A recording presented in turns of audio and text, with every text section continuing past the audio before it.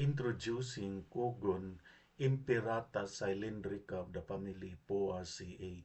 Cogon is a perennial rhizomatous grass widely distributed in tropical and subtropical regions, known for its rapid growth and aggressive rhizome spread.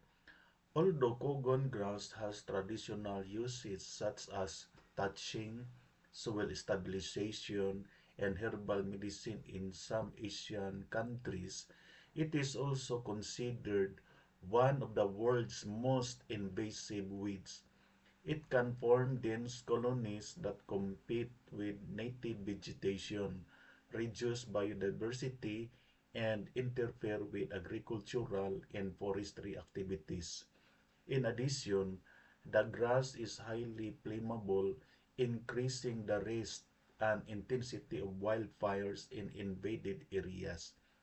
Because of its adaptability and persistence, effective management often requires integrated control methods, including mechanical removal and herbicide application.